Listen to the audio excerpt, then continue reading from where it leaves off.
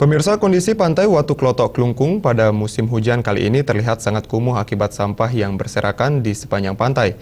Kondisi ini diperparah dengan minimnya tempat sampah dan pengelolaan sampah, sehingga menyebabkan kebersihan objek wisata tersebut tidak tertangani dengan baik. Objek wisata pantai Watu Klotok Klungkung saat ini terlihat sangat kumuh. Hal ini terlihat dari banyaknya sampah yang berserakan di sepanjang garis pantai, mulai dari sampah plastik hingga sisa sampah upacara, sehingga mengganggu kenyamanan pengunjung yang berwisata ke pantai ini.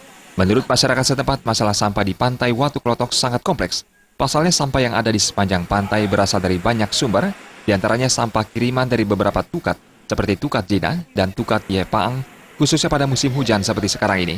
Sampah dari tukat tersebut terbawa hingga ke bibir pantai. Hal tersebut juga diperparah dengan banyaknya wisatawan yang membuang sampah sembarangan, karena minimnya sarana tempat sampah di objek wisata tersebut hingga membuat pantai tersebut semakin kumuh dipenuhi sampah.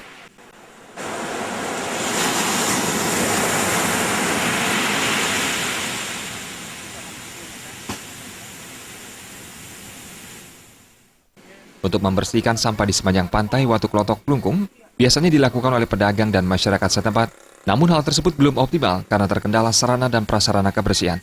Diharapkan pemerintah setempat segera turun tangan untuk menangani permasalahan sampah di pantai ini, sehingga keindahan pantai Watu Klotok dengan pasir hitamnya dapat terus terjaga.